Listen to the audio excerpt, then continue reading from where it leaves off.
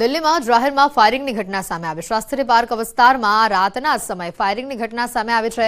ફાયરિંગની ઘટનામાં એક યુવક ઇજાગ્રસ્ત થયો છે। ફાયરિંગ બાદ માર મારતો વિડીયો પણ વાયરલ થયો હોવાની વિગત છે। ઇજાગ્રસ્ત યુવક હાલ સારવાર હેઠળ છે।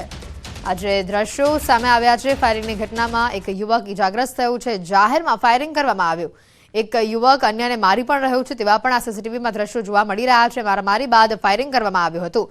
જાહેરમાં આ પ્રકારે ફાયરિંગની ઘટનાથી અનેક સવાલ ઉભા થઈ રહ્યા છે।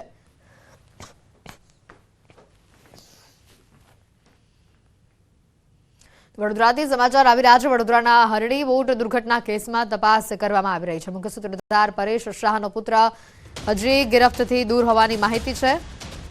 વત્સલ શાહ અગાઉ પણ જુગાર રમતા ઝડપાયો હતો। અગાઉ 2021માં 10 મિત્રો સાથે જુગાર રમતા તેને ઝડપી લેવામાં આવ્યો હતો। કોર્ટે જુગારીઓને 1,000નો દંડ ફટકાર્યો હતો અને જુગારીઓ પાસેથી 75,000 રૂપિયાનો મુદ્દામાલ પણ જપ્ત કરવામાં આવ્યો હતો। વત્સલ શાહનું નામ પણ બોટ દુર્ઘટના કેસમાં સામેલ છે।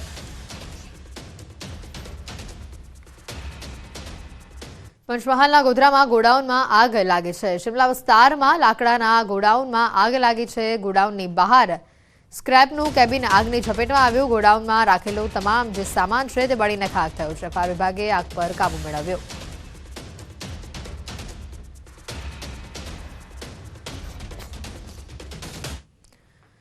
તો આ તરફ પંચમહાલના હાલોલમાં કંપનીમાં આગની ઘટના સામે આવી છે। બરોડા એગ્રો કંપનીમાં ભીષણ આગ લાગી છે। મોડી રાત્રે આગ લાગતા અફરાતફરીનો માહોલ જોવા મળ્યો।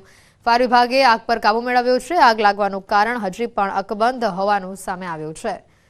મોડી રાત્રે આગ લાગતા અફરાતફરીનો માહોલ સર્જાયો હતો। પંચમહાલથી આ દ્રશ્યો સામે આવ્યા છે। ફાયર વિભાગે ભારે જહેમત બાદ આગ પર કાબુ મેળવ્યો હતો। બહાર આવેલી જે સ્ક્રેપની દુકાન હતી તે પણ આખી આગની ઝપેટમાં આવી ગઈ। તમામ માલસામાન બળીને ખાખ થયો છે। તો આ તરફ અમદાવાદના અમરાઈવાડીમાં પ્રેમ પ્રકરણમાં હત્યાનો પ્રયાસ સામે આવ્યો છે। અમરાઈવાડીમાં બાજુમાં રહેતા યુવક યુવતી પ્રેમ સંબંધો બાદ ભાગી ગયા હતા। યુવતીના પરિજનો નારાજ હોવાથી તેમણે યુવકની માતા અને બહેનની હત્યાનો પ્રયાસ કર્યો છે। મોડી રાત્રે ઘરમાં સૂતેલી યુવકની માતા અને બહેન પર પેટ્રોલ છાંટીને જીવતા સળગાવવાનો પ્રયાસ કરવામાં આવ્યો। ઉપરાંત યુવકના ઘરમાં તોડફોડ કરી હોવાનું પણ સામે આવ્યું છે। ઘટનામાં યુવકની માતા ગંભીર રીતે દાઝી જતા તેઓને હોસ્પિટલ ખસેડવામાં આવ્યા છે। સમગ્ર મામલે પોલીસે 2 લોકોની ધરપકડ કરી વધુ તપાસ હાથ ધરી છે।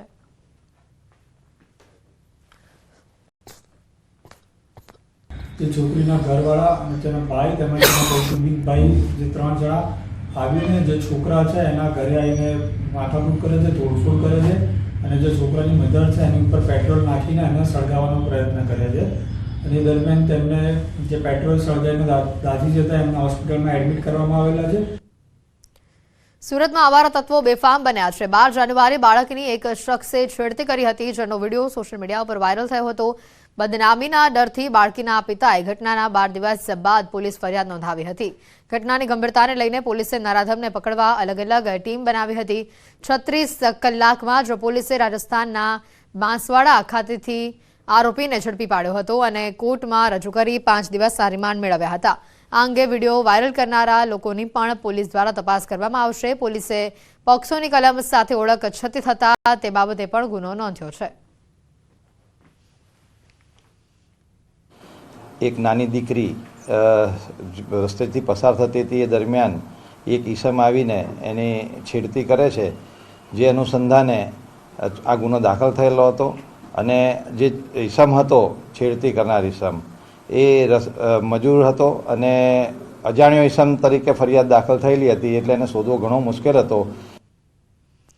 જૂનાગઢમાં તોડકાંડની એટીએસને તપાસ સોંપવામાં આવી છે। બેંક ખાતા સીઝ કરી ખંડણી માંગવામાં આવતી સીપીઆઈ તરલ ભટ્ટને સસ્પેન્ડ કરવામાં આવ્યા છે। અગાઉ એસઓજી, પીઆઈ અને એએસઆઈને સસ્પેન્ડ કરાયા હતા। પોલીસ તપાસમાં ચોંકાવનારા ખુલાસા થયા છે। એસઓજી ઓફિસમાંથી 335 એકાઉન્ટ ફ્રીઝ કરાયા હતા। એકાઉન્ટ ફ્રીઝ કર્યા હતા તેને અનફ્રીઝ કરવા માટે ખંડણી માંગતા હતા। સમગ્ર કેસમાં ઇન્ટરનેશનલ કનેક્શન હોવાની પણ શક્યતા છે। સમગ્ર કેસમાં હેકિંગ થયું હોવાની પણ શક્યતા સામે આવી છે। એમાં આંતરરાષ્ટ્રીય કનેક્શન્સ હોવાની સંભાવના જોતા અને બીજી ગંભીર પ્રકારની જેમ મેં આપને જણાવ્યું એમ હેકિંગની પણ શક્યતા જણાતા આ પ્રકારની તપાસ ગુજરાતમાં એટીએસ જેવી સક્ષમ સંસ્થા જ કરી શકે એમ હોય એમના દ્વારા આ તપાસ એટીએસને સોંપવામાં આવેલ છે. અરવલ્લીના શામળાજીમાં ટ્રક નદીમાં ખાબક્યો હોવાની માહિતી છે. ડીઝલ લઈ જતો ટ્રક મોડી રાત્રે નદીમાં પડ્યો. અકસ્માતમાં ટ્રકમાં સવાર 9 લોકો ઘાયલ થયા છે, જ્યારે 6 લોકોને ગંભીર ઈજા પહોંચી છે. તેઓને હિંમતનગર રિફર કરવામાં આવ્યા છે. પોલીસે સમગ્ર મામલે તપાસ હાથ ધરી છે.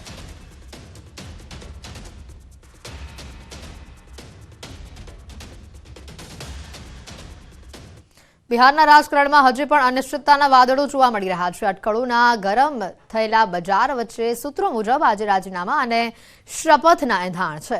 જો નીતિશ કુમાર રાજીનામું આપે અને ફરી સરકાર બનાવે તો 9મી વખત તેઓ સીએમ બને તેવી સંભાવના વ્યક્ત કરાઈ રહી છે. જ્યારે ભાજપે તેઓની સાથે 2 નાયબ સીએમ સ્પીકર પદ સાથે ડીલ કર્યાની પણ અટકળો વહેતી થઈ છે. તો બીજી તરફ સંભવિત નવા મંત્રીમંડળની ચર્ચાએ પણ જોર પકડ્યું છે. સૂત્રોનું માનીએ તો નીતિશ કુમાર ઈચ્છે છે કે નવી સરકારના ગઠબંધનમાં સુશીલ મોદીને ફરી ડેપ્યુટી સીએમનું પદ મળે. નીતિશ કુમારની સાથે અગાઉ સુશીલ મોદી અનેકવાર ડેપ્યુટી સીએમની જવાબદારી સંભાળી ચૂક્યા છે.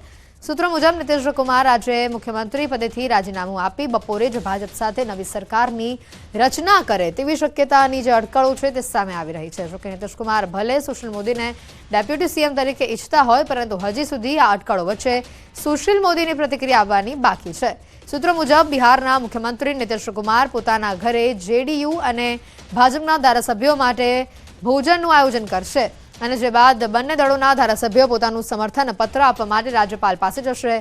સૂત્રોનું માનીએ તો નીતિશ કુમારના 2 મંત્રીઓની જગ્યા બાબુ ફાસિસને મંત્રી બનાવવાની જે સંભાવનાઓ છે તેને વ્યક્ત કરાઈ રહી છે. તો આ તરફ તેજસ્વી યાદવે દાવો કર્યો કે બિહારમાં હજી પણ ખેલા થશે. તો એવી પણ અટકળો તેજ થઈ રહી છે કે નીતિશ કુમાર રાજીનામું આપે તે પછી જ ભાજપ પોતાના પત્તા ખોલશે.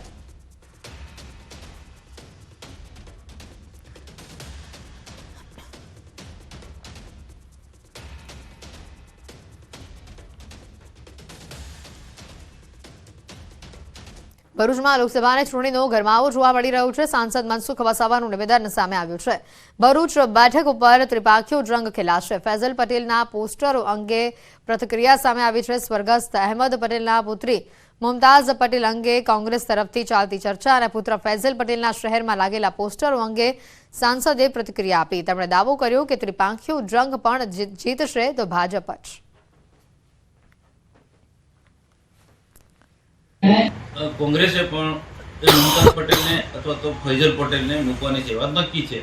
તો એના ભાગરૂપે કદાચ એમને પ્રચાર ચાલુ બી કર્યો હોય અને બેનરો પણ લગાડ્યા હોય કે ભરૂચ લોકસભામાં ત્રિપાંખીયો જંગ છે અને ડેડિયાપાડાના ધારાસભ્ય ચૈતર વસાવાની જે ઘટના ઘટી એને લઈને આમ આદમી પાર્ટીએ એને કેટલાક ખોટા મુદ્દા પણ ઉછાળ્યા. એટલે સ્વાભાવિક છે કે ભરૂચ લોકસભા ની સીટનું બધા તરફ ધ્યાન છે. એને એક ઉમેદવાર તરીકે ચૈતર વસાવાને પણ આમ આદમી પાર્ટીએ એને પ્રોજેક્ટ કરી દીધું. એ રીતના કોંગ્રેસમાં પણ અહમદ પટેલ અને સુપુત્રી મુમતાઝ પટેલ, ફૈઝલ સુપુત્ર મુમતાઝ પટેલના નામો ચર્ચાઈ રહ્યા છે. અને એ તો સ્વાભાવિક છે કે દરેક પાર્ટી આ રીતના એના પોતપોતાના ઉમેદવારને પ્રોજેક્ટ કરવા માટે એ પ્રયત્નો કરી રહ્યા હશે. બંને ભાઈ બહેન છે એટલે પોલિટિકલી કદાચ વિષય મુકતા હશે, પણ બંને ભાઈ બહેન આમને સામને કોઈ દિવસ હોઈ ના શકે. એમનો એ તો પાર્ટીનો આંતરિક મામલો છે. પાર્ટી એમનો જે નિર્ણય કરશે. અમારે તો શું છે, ભરૂચ લોકસભા હું સ્પષ્ટ પહેલેથી જ કહેતો આવ્યો છે, ક્યારેક સમજૂતી આપ સાથે થવાની જ નથી અને ત્રિપાખીયો જંગ ભરૂચમાં લડાવવાનો છે. એ તો એમનો રાજકીય વ્યૂહરચના છે. એને કોઈ પણ દિવસ ભાઈ બહેન અને એટલું એવું પરિવાર જે છે અહમદ પટેલના જે સંસ્કારો બંને ભાઈ બહેનમાં છે, એટલે ક્યારેક પણ એ આમને સામને એ નહીં આવે. એ સમય આવશે ત્યારે તે દિવસે એમના પાર્ટીના જે વરિષ્ઠ લોકો જે નિર્ણય કરશે એ પ્રકારે જ થવાનું છે. સમાચારોમાં હાલ